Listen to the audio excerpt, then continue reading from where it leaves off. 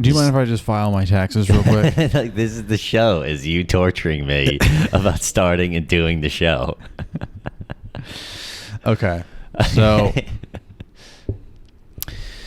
welcome to the Creativity Theory Podcast. I'm your host, Cameron Smith, and today my guest is my good friend and roommate, Zack Burk. Hey, everybody. Hey, what's going on? Where should I look? There's like 8 cameras. You should not look into any of the cameras. Okay. You should only look into my eyes and my eyes only. Oh, they're so dead and affectionate. I do not have dead eyes. Do not say that to me. I have vibrant, lively eyes and that are a beautiful shade of blue. Okay? All right. Before we get into it, I got to read an ad. And so here we go. Let's just read the ad. Okay. Do you ever get the urge to commit a violent hate crime? Dude, I'm trying to advertise here.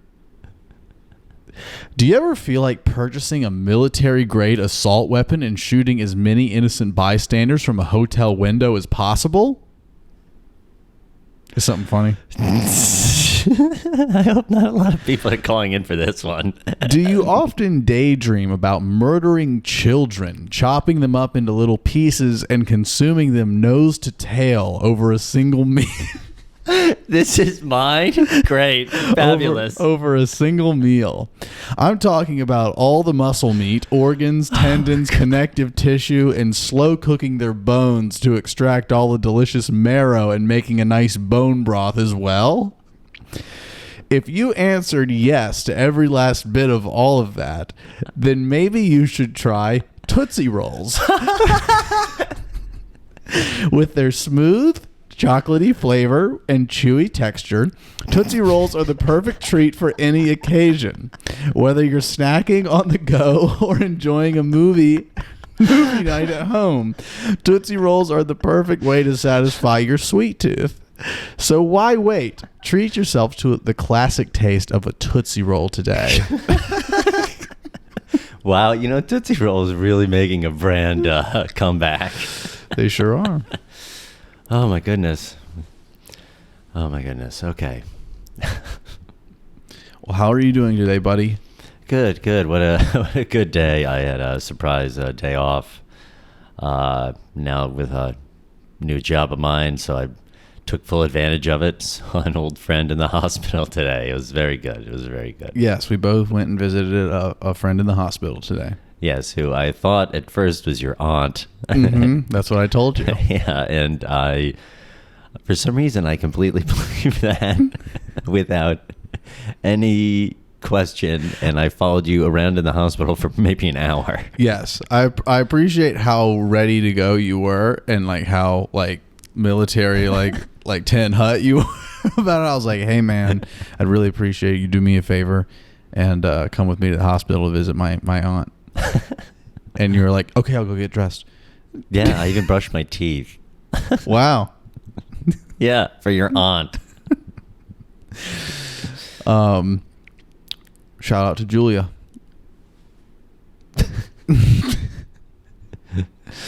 Well, what do you want to talk about? You're leading this, you dip. I don't have anything written down. Oh my gosh. Oh my God. I didn't think we were actually going to do it. Oh. I mean, we could probably tape this intro and then tag it to the rest of another show. Because it's not my job to come up with stuff. It's not my show. I thought you were going to come on here. Usually it's my guests who have questions for me. No, it's not. No, it's not. That's how we usually do it around here. No, it isn't. And I just cut all the parts out where they ask me questions. I have no... Come on. Okay, all right. Are you serious? Are you serious? So we met a little over 10 years ago doing stand-up. Yes. And you started before then? Yeah, a couple of years. Yeah. What was your start year? 2009, 2010. I would come in from school on breaks. You went to ECU? Yeah, I went to ECU, and on breaks, I would come back because this is where my parents live, and I would try to get up. And the first couple of years, it was really funny because I'd be in town for a couple of weeks, and I'd meet a couple folks, and then I'd leave for months, and they like show back up, who the fuck is this guy? Which is something I learned over time, and which I still hold very near, is like, if you're somebody who just shows up for a couple weeks or a couple months and then leaves town, I don't greatly appreciate that. Right, yeah, yeah. You want to talk about some of my least favorite things? That is it. Like, we have to give credence to some of these, I'm not even going to say the C word, people who do comedy, credence, because they are on stage and then they leave for 4 months and then they come back for 2 weeks. Be here, be a part of the scene. And I was so eager to get out of school and just be immersed in the scene. And ever since then, that's why I like our town. You can really immerse yourself in a comedy scene here, if you choose to.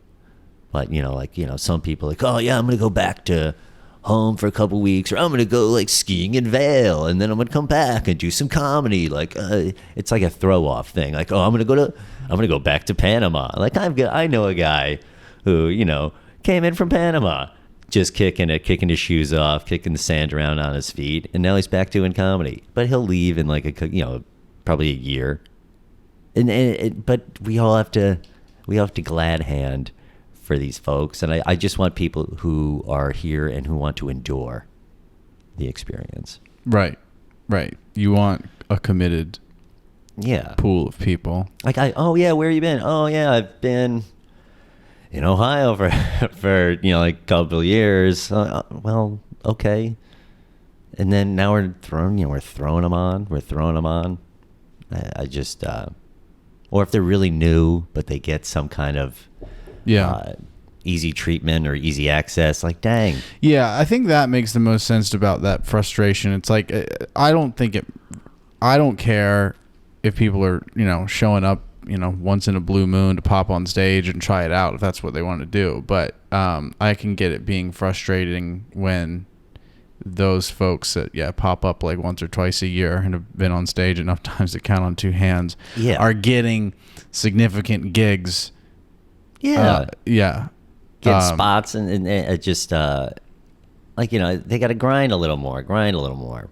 But that's just my opinion. That's my opinion. But that's the point of this. Yeah, you're a bit neurotic about it.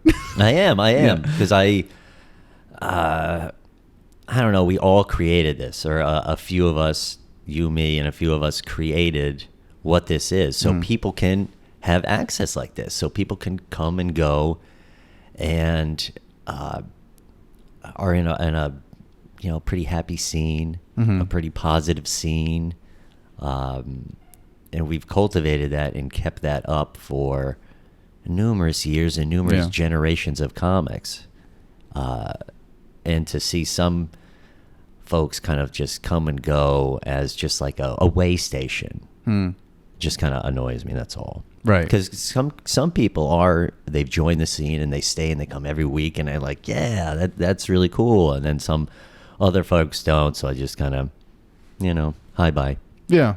Yeah. So you were in college when you started. Yeah. Do you remember what like the thought process of why you were going to go do stand up for the first time? What made you want to do it? Well, I always kind of liked stand up. I always watched it, kind of wanted to try it. Obviously, you're funny, or your friends would tell you you're funny, you're jokey. I did not get on the radio station in school because my GPA tanked. And then I brought it up, but get behind the 8 ball. So I wanted to do something, and when I came back, the Brown Coat was doing open mic, and that's when I tried out stand up, and I got a couple chuckles the first time, and I was like, oh my god, this is insane. And I was in it ever since. Excuse me. And then I do time in Greenville. Like, I remember this guy one time, like a horror story. I'm in Greenville, and I got the one time like you get all your friends to go to your show. Mm-hmm. The one time you can get that. Oh, I have everybody at my show. I probably ate it. I think I really did eat it. And this other guy goes up, and he went up before me. And I remember him like kind of killing with this bit where he went up and he starts talking about like he had a surgery. And he had a surgery to be good at sports. But he only got it on one arm. And he wanted to be a basketball player. But he only got the surgery on one arm. And he rips off his shirt. And he painted his arm brown. And he said he had a black guy's arm to shoot with. And it was just like the dumbest fucking thing. Wow. And everybody, a bunch of people laughed at that. Right. And I'm in the back like, what the fuck? I constructed bits, and I'm doing self-deprecation, which is like up here of the comedy totem pole of quality things to do. And this guy is, you know, doing Akeem Olajuwon arm. and I tank. And I was just, fuck this. Yeah. So. Yeah. I that can be frustrating too with audiences like or like I don't even think I find myself frustrated by it. I find myself more fascinated by like sometimes in order to do well with an audience you have to dumb it down or honestly like make it more watered down. And I remember Timmy giving me a compliment after, like, remember we were doing, like, showcases at Fibbers a long time ago? Fibbers. Oh, my freaking God. Yeah. Fibbers, dude. Where was Fibbers? I can't remember. It's where Waterman's is now. I think it's, like, you know, Waterman's Brewing Company, like, close to Wrightsville Beach. Yeah. I think that's Fibbers, what dude. Fibbers was. But Timmy told me after one of these showcases I did that I was good at taking weird and complicated concepts and explaining them in a way that was easily understood by people. That's a good trait to have. Yeah. Because people are stupid. Well, I mean, that is kind of the essence of it is because, I mean, you know me when I go off my little tangents, like, you know, earlier today at PTs, I have this mind that and thought process that most people just do not have the patience for. And right like when Michael Phipps, God bless him, I love him, but when he turns to me, he's like, do you like the sun? I'm like, yeah, what do I like, live in a cave? I live under the earth? Like, of course I like the sun. Well, stare into it. Well, see, and there's the part where you tip the cart there, stare in the sun. But yeah, and like shout out to Mike. Love you. Yeah, shout out to Mike. And like I think that's a good example. I think so Mike is a good example, someone that has a very unique way of talking and a very unique mind, and like loves to express it and engage in conversations with people and then tell people what's going on in his mind and what he's thinking about, what he's busy doing. And then also, like, on the other end of that spectrum, like, in college, did you ever have to read, like, any, like, academic papers, like, just lofty, like, essays or whatever?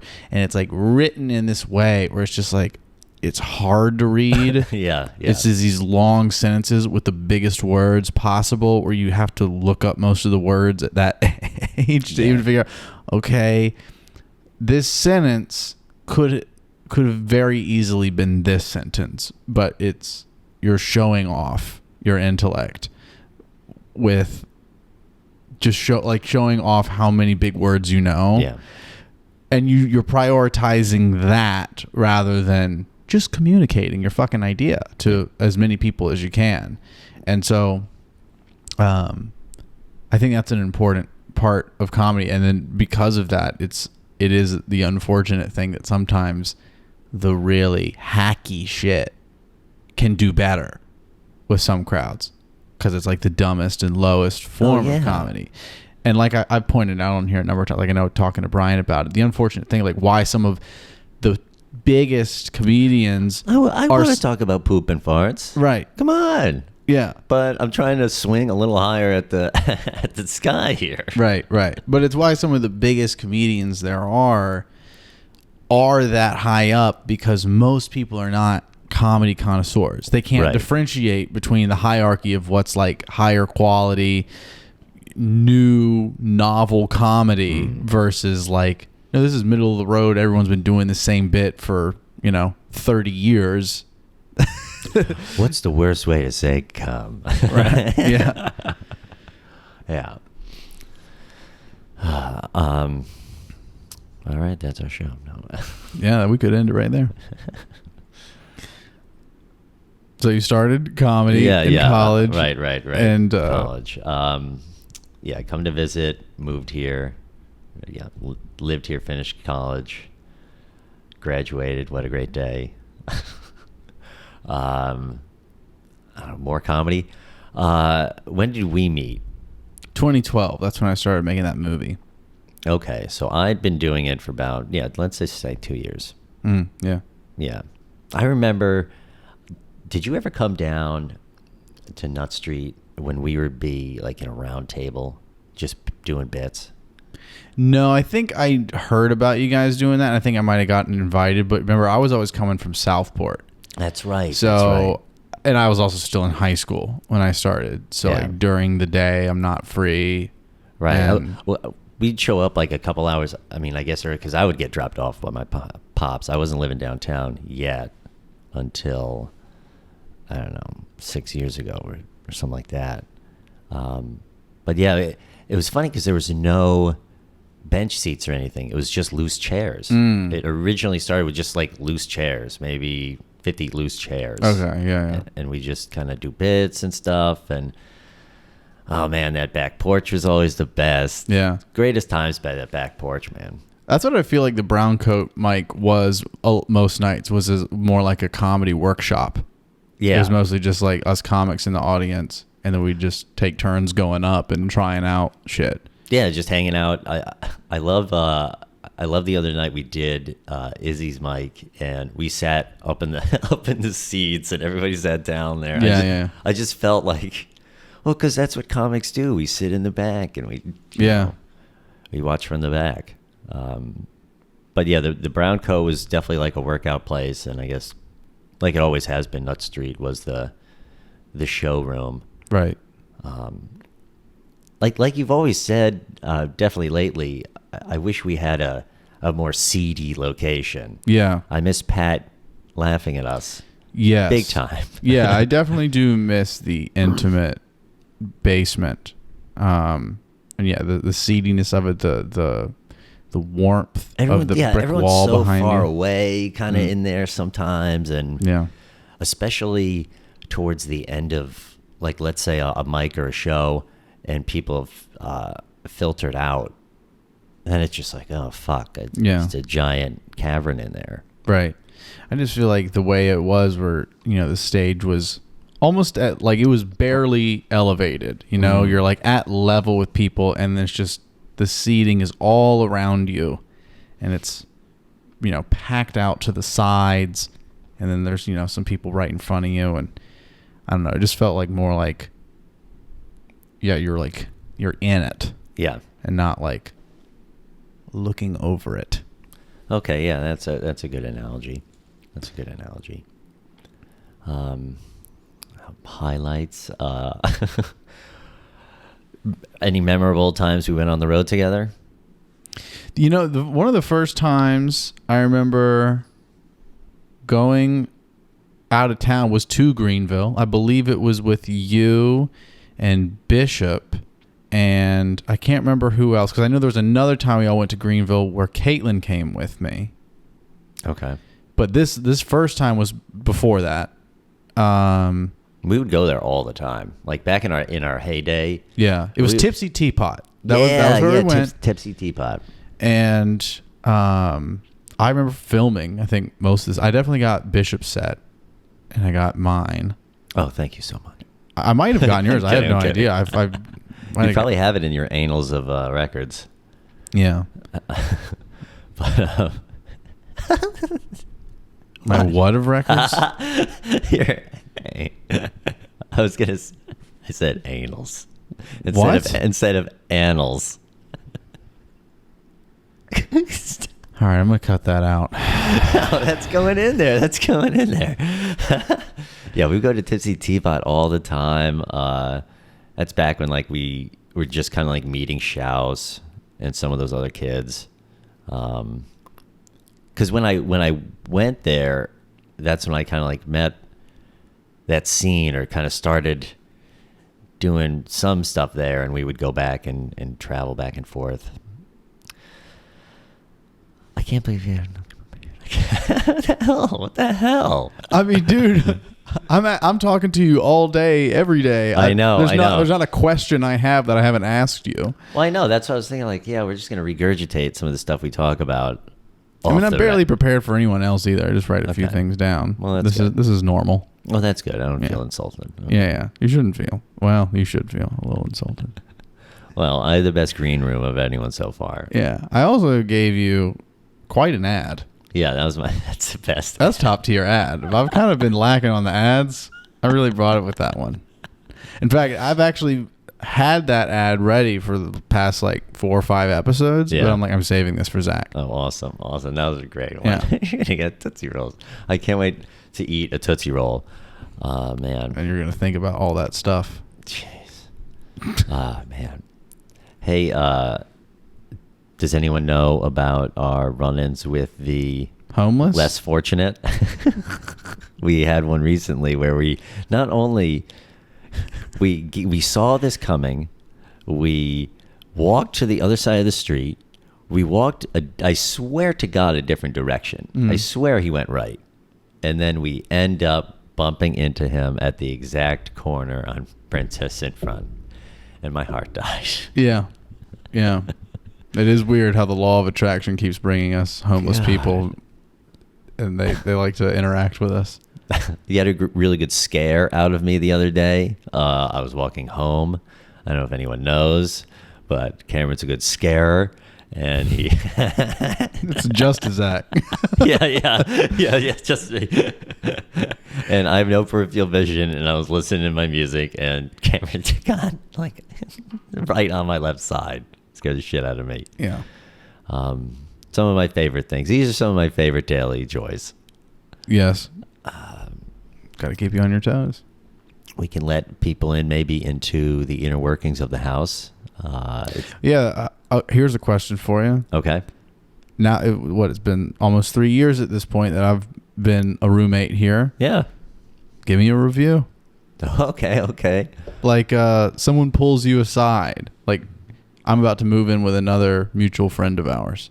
And they're like, hey, what's it like having Cameron as a roommate? What do you say to him? There's nothing that has to do with our friendship. As a roommate, as a person that I'm living with, 3.5. 3.5? Out of 5 stars. Oh, 3 out of 5 stars? 3.5 out of 5 stars. Oh, okay. Where did I lose 1.5 stars? You create the most trash. An obscene amount of trash. I am shocked sometimes amount of trash. Maybe it's you and Marty. I don't know.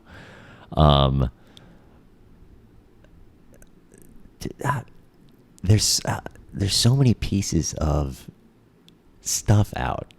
I don't know. Maybe I'm making this up. Maybe it's a 4 in the moment. It's like a 4. What are you talking about? Trash and pieces of stuff out. You create the most trash, but you never take the trash out. I've taken the trash out every time the past several months. Okay, all right. I don't take the cans to the street. It's definitely not me.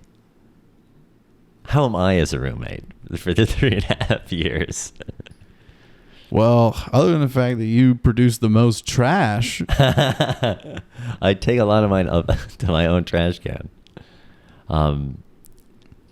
The couple interactions with the music, but we settled that, I guess. I don't know. I don't know. Wow, I really shouldn't have asked this question. I'll cut this out. Yeah. Cut this out. No, I'm keeping this. This It's going to be in. like a 20-minute interview by the time it's all cut together. Oh, man. I mean, it's like pulling teeth. Yeah, because we talk all the day, I every know. day. Like, this is a bad idea, wasn't it? I know, because we talk to each other all the time. I know we're like clearly not as comfortable talking in this recorded format. Mm. You know what I mean? Yeah. Like the homeless thing, that's a funny thing, but I don't know if it's going to translate well to this. You know? Yeah. I mean, my personal favorite story of us with the homeless people, that's one of my jokes, but it's real, is us walking in the middle of the day back from like Dixie Grill, and there's that old homeless lady. Yeah, with the big shopping cart full of shit, and she's like 50 or 100 feet away from us in the distance and just looks back and goes, faggots. I clearly heard it because I double taked at you and I was like, did she just? Yeah. I swear she did, dude. Yeah. She just called us faggots. Old lady. Old lady. Well, we've worked on a lot of film projects back in the day. Well, we're coming out with our new idea. We're putting this out there. No, don't put this out here because people are going to snatch it up. Well, okay. Yeah. Mm-hmm. No, this is private property right now. All right. We don't have any ideas. Don't ask. We don't have any ideas. Based on this interview, it sounds like it. Out of all the film projects you've worked on with me, one, I want to ask you what your personal favorite is, both either experience-wise or just you like the finished product of it. You know what I mean? And then the second was going to be, what's the strangest one? Oh, well, that's easy. It's the dog one. Well, let's go to the first question. That's good. What was the most satisfying? I think it's actually the same movie, unfortunately, but it was the shoot the day at that guy's house. Oh, like the 12-hour shoot where we shot like all the Bobo scenes. That was just so much fun. We're all just buddies hanging out all day long. Like we went to Five Guys together on the way there. Yeah. Drove to Hampstead, all of us in the car. And yeah, it was just a really fun day. And there's so many rare days that you get to like hang out with all your buddies and do something like that. Yeah. I will really cherish that day in particular. I think it's for the same movie. Yeah, it was. It was like one of the first things we shot for it. Yeah. And I really enjoyed that too because I typically don't do those like really big shooting days, but it was like, it's all on location, and we got to shoot guns. We almost killed Jack. Yeah. Yeah. Was it you or Matt? I think it was that said something. I think Matt figured it out. Yeah. Matt figured it out. Matt was like, I think that's loaded. Yeah. No. I'm pretty sure. So it was Jack pointing it at Matt, and I'm pretty sure you're the one that said, I'm pretty sure that's loaded. Holy shit. So this is an interesting little factoid here. Okay. So my 5-hour movie, which I yap about quite a bit, there's a scene. For as long as the movie is. Yeah. There's a scene where Jack is playing around with a gun. And he's got all these real guns laid out on the bed because the guy whose house we were shooting at, his name was William, he had all these guns. He's like, do you want to use these? I was like, fuck yeah. It was awesome. I got to shoot guns off the porch. Yeah, we shot a gun with a silencer just off the backboard. He was a good old boy. We cooked hot dogs and everything. Yeah. I brought the Costco hot dogs and I ate like 20 of them at the end of the shoot. Do you remember when we were cleaning up at the end? I was just gulping down hot dogs. We're pounding hot dogs, drinking water, and shooting guns off the porch at like 8 p.m. Right. It's like, hell yeah. We made that frozen pizza too. Yeah. And the one guy that doesn't like frozen pizza, Jake, that we had, he was like, I'll do it for the movie. Yeah, that was a good day. So the gun. Yeah. Yeah, so we had that pit. It was a revolver that Jack was mostly playing with, and there's a point in the movie where he's just like pretending to like point it at Matt and like as if he's gonna shoot him, but he's not really, and he kept pointing it at him, and then as we were doing this take, Zach, who was doing sound, that's right, I was doing sound that day. Yeah, that's right. And well, I mean, we would switch off because some scenes you were in, it was just whoever was not in the scene would take sound. And just like very early into us shooting that and him pointing at him, Zach just kind of like goes, I think that one's loaded. Because didn't you and maybe Matt or you and someone else watched William pull out the guns and lay him on the bed, and you watched him unload them? Yeah. And you just remembered, I don't think he unloaded that one. Yeah, I don't know. I don't know why it dawned on me. It just kind of... Yeah. I mean, super fucking lucky. Yeah. I mean, I definitely have the raw footage where we can hear you saying, holy crap. Yeah, I think that one's loaded. Oh my God. Yeah. That'd be wild to watch. I would love to watch. I've always had this dream of gathering all of the peeps together and watching the outtakes, the cutscene stuff, like when we watch the Sherbies and the outtake thing, I would love if we got to go and get a big screen and throw it up in Crow or somewhere. Yeah.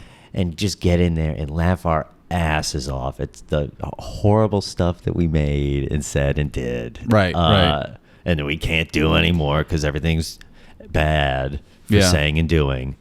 Well, I think that we can, because I've been wanting to cut the bloopers for Shit Show and I have them like primed and like ready to go to do that. So that's probably going to be a thing. Like almost, I mean, jokingly, but like a red carpet event. I mean, quiet. Ask Amy or something, maybe a private thing. Come on out. Yeah, like we did your birthday party. Yeah.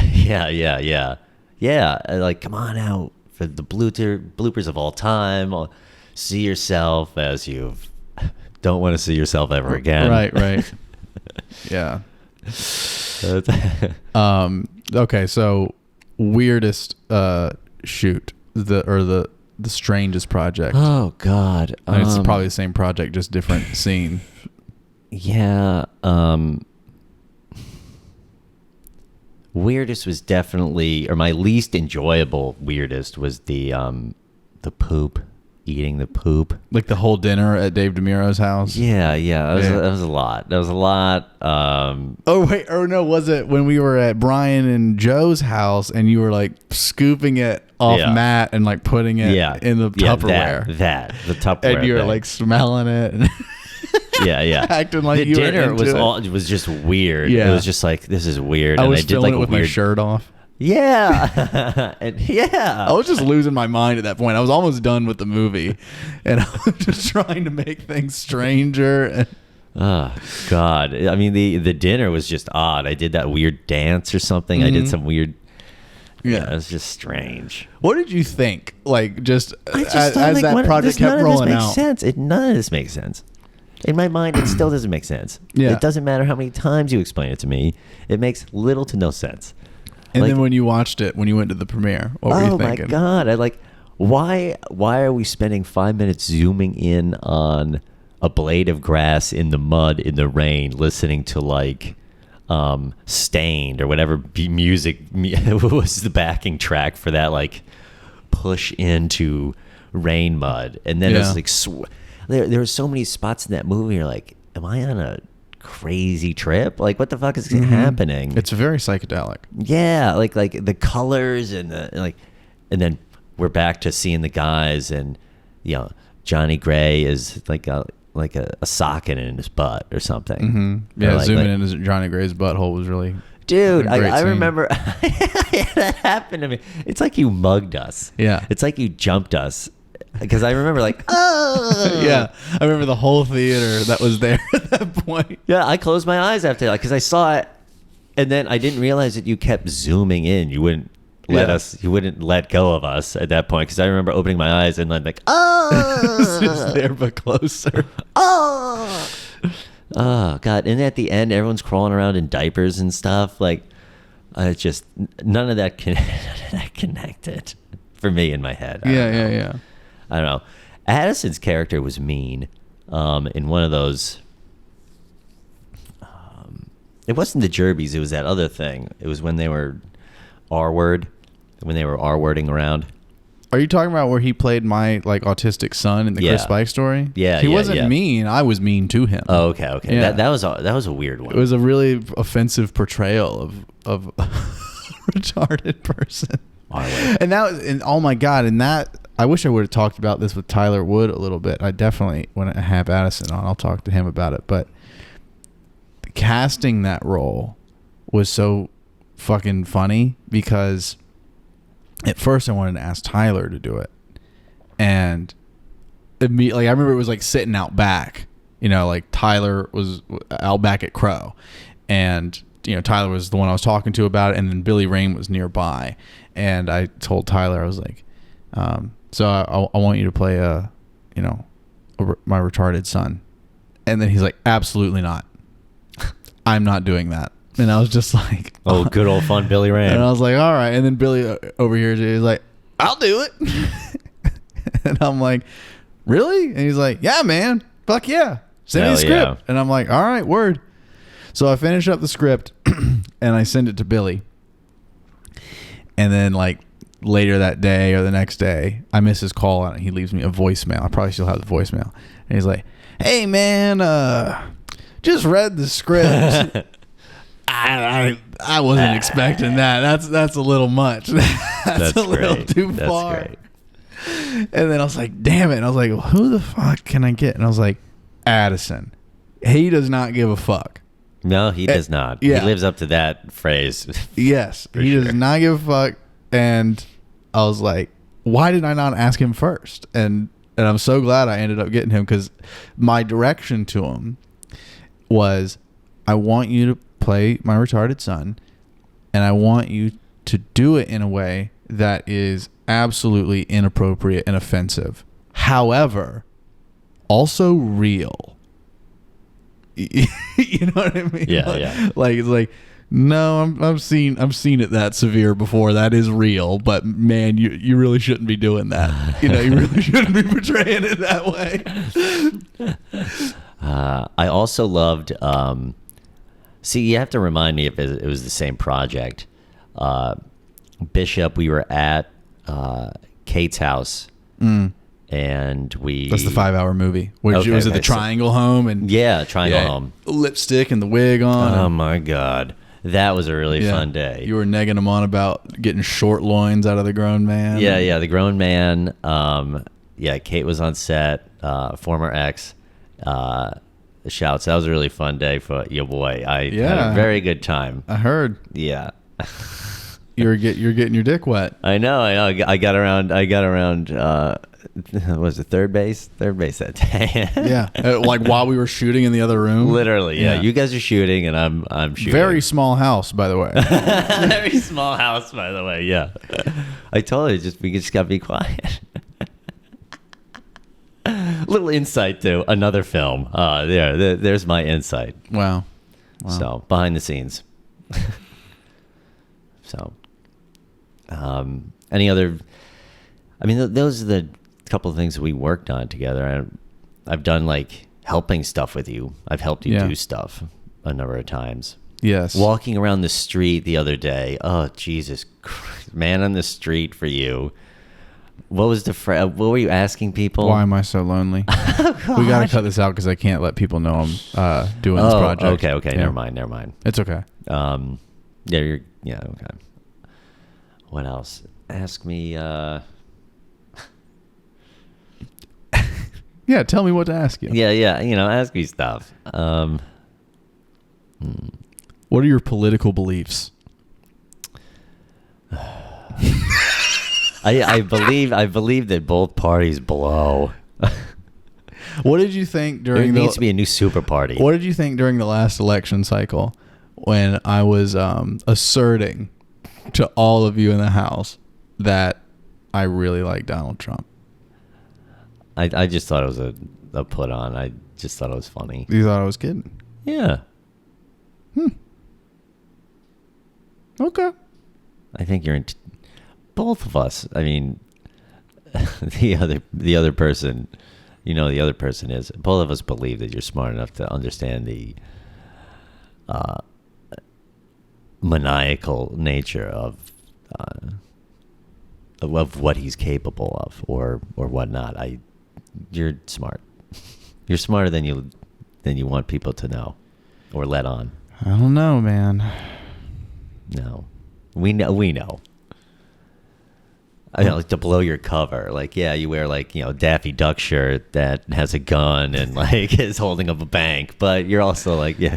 Well, I mean, you're an intelligent human being. Not to get into a genuine political argument, but I mean, the way I feel about Trump is that all politicians are like people that are in that seat of presidency are equally capable and do all sorts of horrible evil. The difference with Trump is he's not hiding any of it. He's out front, and he's also I think the main feature of him, the reason why people hate him so much, is the one thing he does that no other president in the past really has done, and that is not giving a shit about his rhetoric.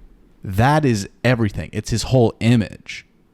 That's the reason people will label all these horrible things on him, because otherwise, on paper, in terms of bombing other countries and, causing all sorts of rifts between war and doing things with legislation that are hurting some people in the name of others or whatever, every fucking president in history has an uncomparable, immeasurable version of that. It's just, if you're Democratic, you believe that the Democrat presidents are better, and if you're Republican, you believe the Republican presidents are better.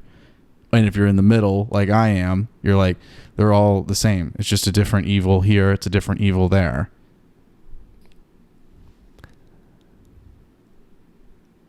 But he's not a politician. He's a guy. He's a guy. What do you think politicians are? A politician is somebody who at least knows the practices of the political system, civics, basically. Civics. Mm-hmm. I mean, in short form, I could go on houses and checks, bounces, all that nonsense, but he's just a guy. 3 years ago, before he was hosting a TV show, game show. We elected a Mickey Mouse. If we elect The Rock a year from now, we're doing the same thing. We're electing a Mickey Mouse. I'm not saying. No, I am saying we can't elect somebody who's just a guy. We need someone who has spent time of value in these practices. Even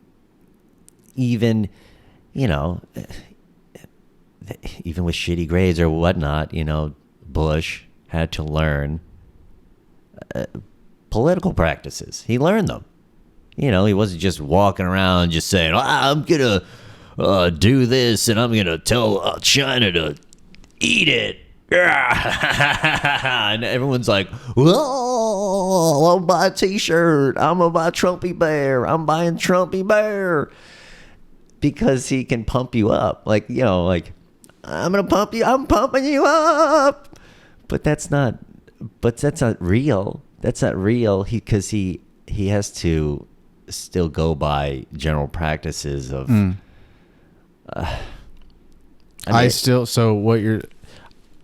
when you're saying Trump, but what I'm saying is this idea that Trump is like a Mickey Mouse, in other words, like an actor, right? It's just all performance and facade for him, right? And he's just a regular guy, right? I think politicians are the same thing. In fact, I think the leading politicians, the face, particularly the executive office of the president, it's not really about any sort of skill or experience one has with specific administrative, political workings and engineering. It's really all about the performance and the acting and the facade of talking to the people and earning the respect and the votes of the people. What is your viewpoint on his, for lack of a better phrase, bedside manner with our country? Bedside manner? What are you talking about? Bedside manner as in, even my lesser favorite presidents were good in time of crisis. He's not. He's a dickhead. He's throwing paper towels at you in a flood. I don't know. I thought that was pretty funny. Yeah, it's. But see, like, it's not about that. It's about. There was this picture that I saw, and it just kind of encapsulated just that. Was, you know, you got Bush Senior, Junior, and Obama, and they're all, you know, tending after a child in a disaster, and Trump is, just like I said, throwing paper towels and, you know, like shooting off finger guns. But Zach, this is cherry picking photo ops that we're talking about. This is, but it's an ideal. It's an ideal of this guy doesn't give a shit. No. The ideal that is expressed in what you just saw, like in meme form on the internet, like this is the creator of this meme picked 3 good examples from other presidents and then picked one that it's a small sample of what the bigger idea is that he does not care. He does not genuinely care about the well-being of the whole. So he can sway them, because remember, like we were saying about comedy, I think that people are dumb. Mm-hmm. But he doesn't care. I know it. You could see it. You could see it. You could see it in his mannerisms, on his expression, how he's like his hands off. It's like, you know, this is the country and its people, especially the people who are downtrodden. Ugh, I don't want to touch that. I'm over here. Ugh. Me and Barron. To me, I think what you're describing, all the other presidents have. They just mask it. They just make it seem like they're strong, put together, polite leaders, and that they care for the well-being of everyone. And Trump just is being exactly who he is. And then that's not right. That's not right. I disagree. That's not the person who we need as our face of our country. Well, the face of our country. I think it boils down to, I think it's better to be a wolf rather than to be a wolf in sheep's clothes. You get in the flock much easier that way. That's what I'm saying. Is you get in the flock. Getting in the flock in this analogy is earning that's a stand-up president right there. That's the example I want. But when you get down to the actual details of what the presidency entailed and the actual real things that happened, and not just the meme photo ops, they're all an equal version of evil. They all have to do horrible things in that role. You have to do horrible things as a president. I don't want, sometimes like blowing certain stuff off. So the things what I'm saying is the things that we're arguing about. Not bettering yourself, not waking up and saying, you know what can I do for me today as the president of the United States? Like, no, dude, this is he only makes $500,000. Mm-hmm. You know, Trump's loaded. He doesn't need a dime. They could have not paid him for this fucking job. Like, you're doing it. You take on the responsibility, or at least in hopes, take on the responsibility for the betterment of the country. Yeah. And I think that I understand. Like George Bush was a big goofball, but he got us through, some deep water. Mostly because we were stoked to be America. Yeah. Because we got bombed and blown up and stuff. But I don't know. It's people. It's a wrong rallying cry. It's just it's misguided.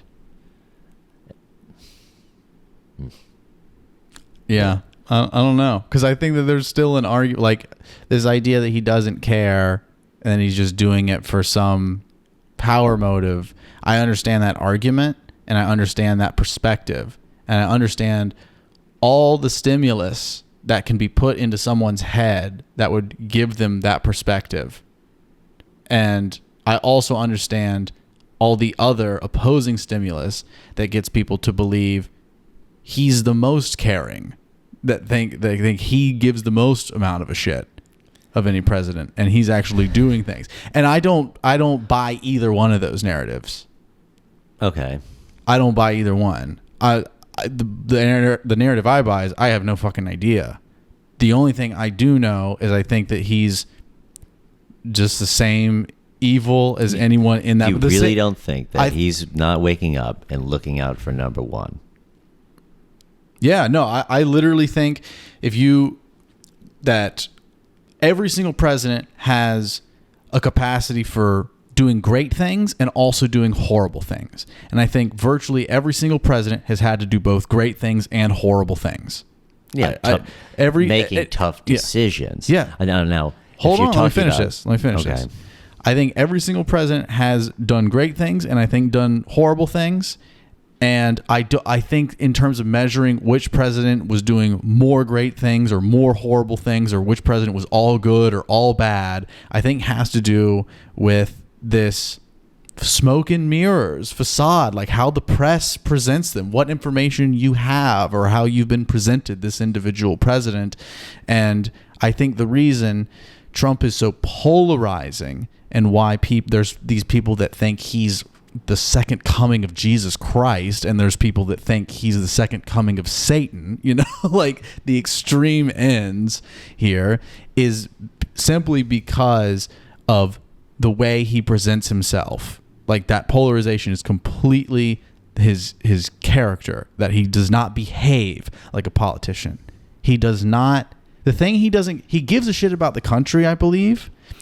I think he does. I think he gives a shit under his own measurements of what caring about the country means. And I think that they are a more conservative and Republican leaning sort of care, which would make sense why left-leaning people would say his care is bullshit and fucked up and wrong and evil. But I think what he doesn't give a shit about, which is this image. I don't think he gives a shit about what people think in terms of, throwing the modern day labels on him. Oh, racist, transphobe, insensitive, blah, blah, blah, that kind of thing. I think he just doesn't give a shit about that. And he speaks more like a regular guy. He's a regular guy, all right. He's a regular guy. Or more like a lunatic, more like a buffoon, more like someone who's trying to be funny and who's throwing paper towels and shit. And to me, I don't see Trump as a significantly greater president than any president we've had before, or a significantly worse president than we've ever had before. The only thing I think that stands out about him is the level of entertaining that his character is in this recorded format. He's a character. Yeah. Made it real hard to compete with as a comedian during those years, Yeah.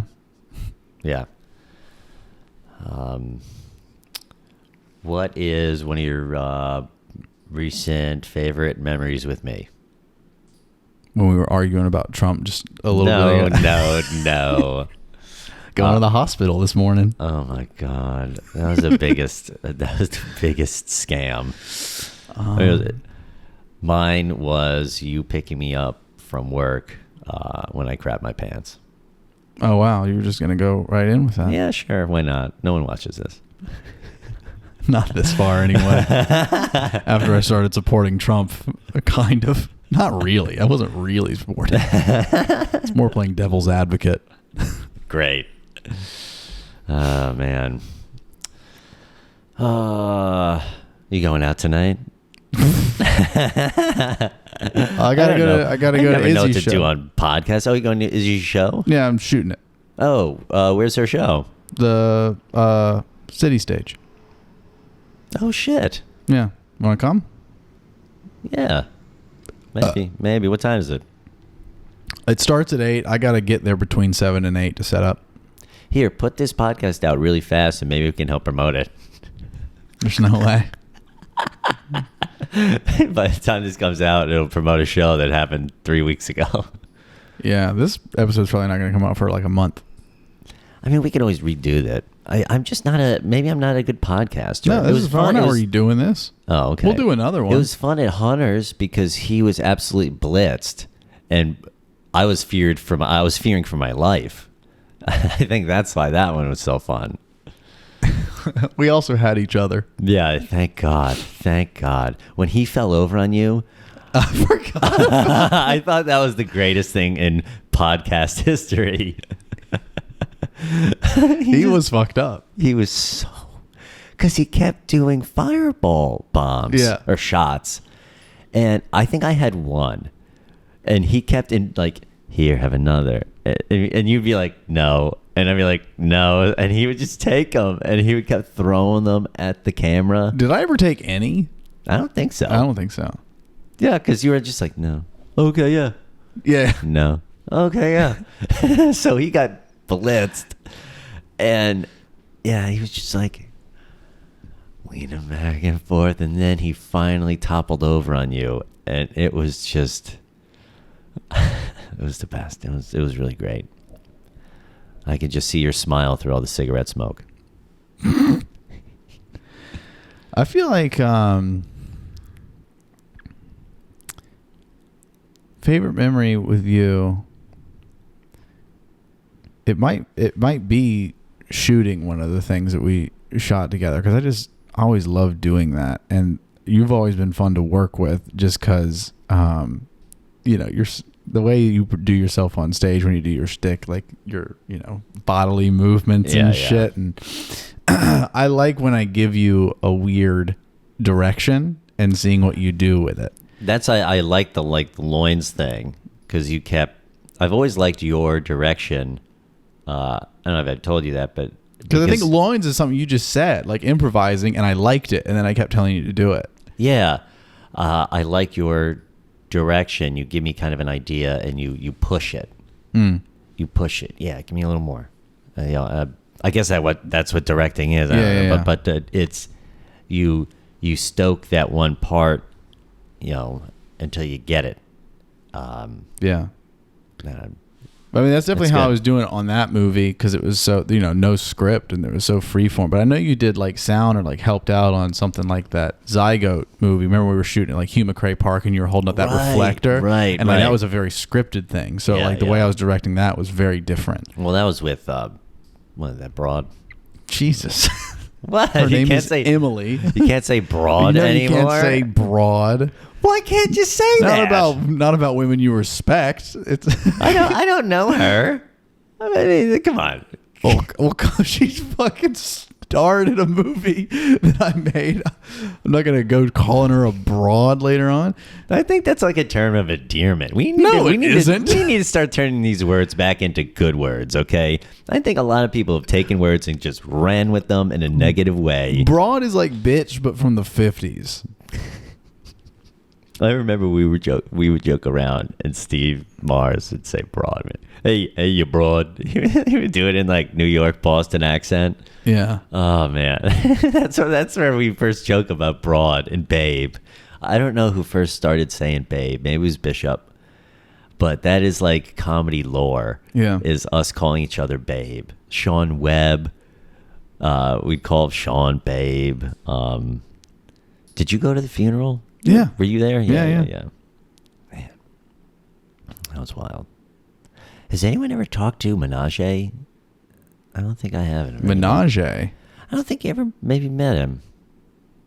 Menage Margarera. I thought his last name was Tawo. He started like really early. He was around like when Timmy would be around and stuff. Timmy Booth. It was great to see Timmy last weekend. Yeah. He comes kind of fairly every like 6 months or so. It's cool. Yeah. It's good to see him. Yeah. I had him on a couple episodes ago. Oh, you got it? Nice. I was wondering if I'm excited to see that one. You shouldn't be. We did a bad job. I immediately brought up Trump, and then we just talked about it for 2 hours. Great. That's actually what I've done the past 4 episodes. Yeah, you just want to get everybody's opinion. Yeah. You just want to know what everybody thinks. Oh man. What do you think about God? God, fam. On God. Do you believe in the Lord? Come on, man. Come on, I'm going to grill you. You're grilling my beans here, boss. Come on, after what I said at PT's, you don't have full faith in the Lord? Oh, yeah, Jesus Christ. My favorite memories are when I'm talking to you about something you don't want to hear. Exactly, because I like my inner monologue just kicks in. Like, oh my god.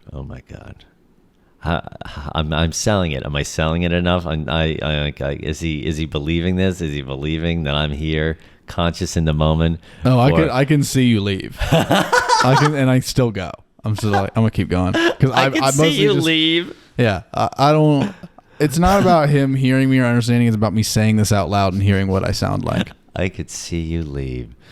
You're kind of like, you know how like people go to like boxing gyms and they hit like a dummy, like a punching bag or whatever. This is like a psychological and verbal punching bag. Hey, it sounded good just kind of teeing it up over here. I'm going to say it for real for these people. Yeah.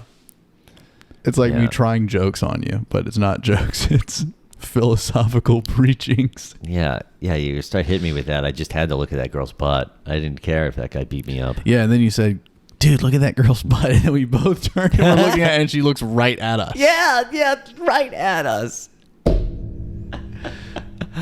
Our timing is impeccable. I mean, what did we say to the homeless guy to make him turn around?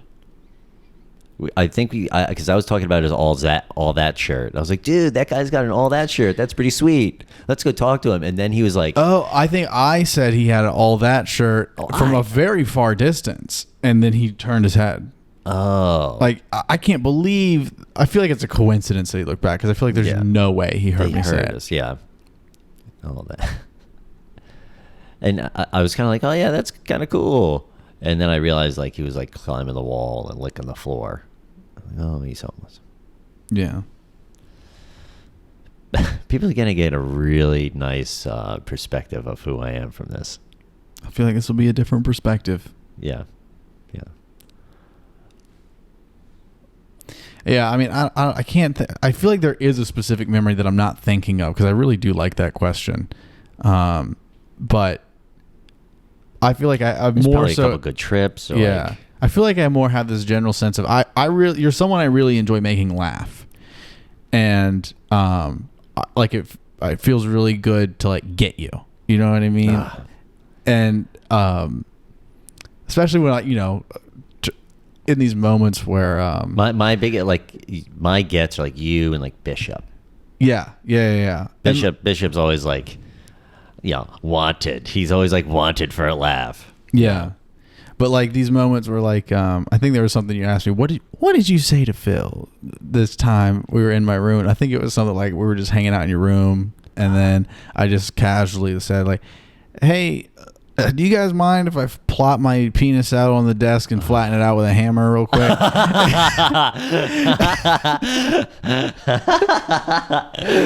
And hit it with like a ball peen hammer. And Phil's like, "What?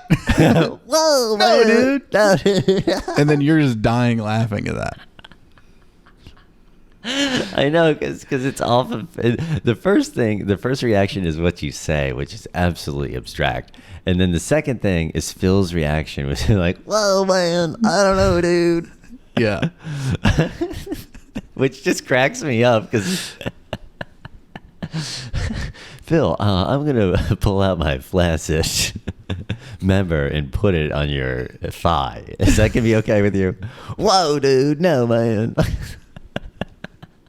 Like, of course, no one's going to do that. Okay, here's a specific memory, one of my favorites. One night at like 1 a.m, you're doing laundry down in the... Oh, this is fucked up. This is fucked up. This is so messed up. When you're doing laundry down in the laundry room real late at night, and you know, I like he said, I had my earbuds Yeah. in, for God's sake. had his earbuds in, and his peripheral vision doesn't work. No. So we have those factors. And I stand This is in my the left doorway. side, my bad side. I stand in the doorway to his left, and I stand there for probably like a solid minute while he's pulling stuff out of the dryer, and then after he doesn't notice me just standing there for a while. I'm like, oh, I'm gonna get down on all fours, and I got down on all fours and made my mouth like. Yeah, you were so creepy. And then by the time I turned around, all I really saw were the whites of your eyes. And it was so horrible. It was so horrible. Oh. Thinking about it, I just remember like, oh, it was absolutely scary. It was so scary. God. Then Yeah. also the one where we're in the kitchen and there's like other people in there, and I just act because our kitchen has the two like doorways on opposite ends of it, and you're talking, and I just kind of kindly bow out of the car, like, all right, guys, I'm getting out of here. I'm leaving the kitchen.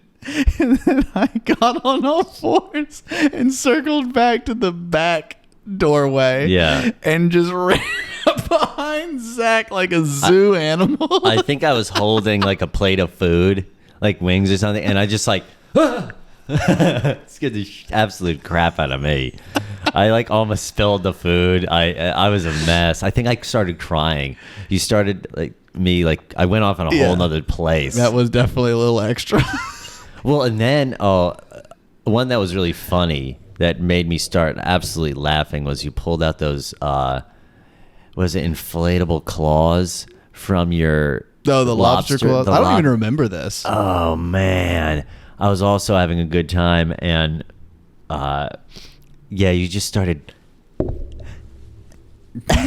doing this like down near my penis. Come on. I was losing my mind. I kept running away from you. Chase me, because chasing me is my favorite. It's like, oh my god. Yeah. Good time. Well, should we close it out?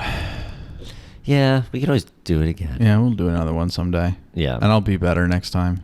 Yeah, I'll come prepared. I'm just never. I'll have a bunch of ridiculous questions for you. Yeah, but you've heard me talk like I'm never a big fan of podcasts. I never really listened to podcasts. I did the one. I know you don't. If you do listen to podcasts out loud, you'll get in trouble. Yeah, Alex Taint will come for me. He'll send a team of special forces people in Bugattis to come get me. No, but like Andrew Tate. Yeah, I call him Andrew Taint. You called him Alex Taint. I thought it was Alex. It's Andrew Taint. You're thinking of Alex Jones. Alex Jones, that's right. My hero. Who is the fat guy who had to pay back all the money? That's Alex Jones. Yeah. Yeah, okay. Yeah. I agree with him on Sandy Hook. I like that you... like somebody's going to flashbang in the room and like take you away. Yeah, you better keep your mouth shut. You can't afford to agree with him. Oh, man. How do we close it out? Is there a certain ceremonial way? I usually just touch the guest's hand and say bye. Bye.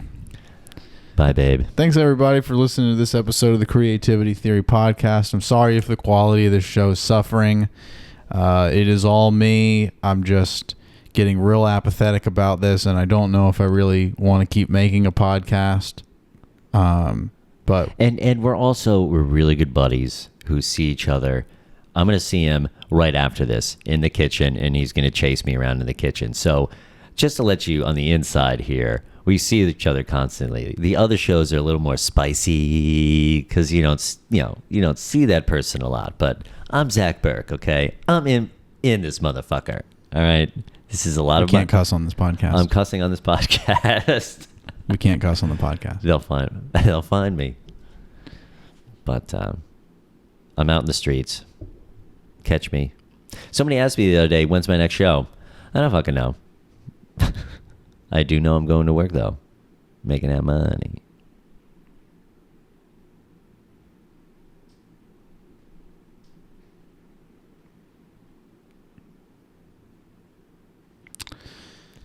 Perfect.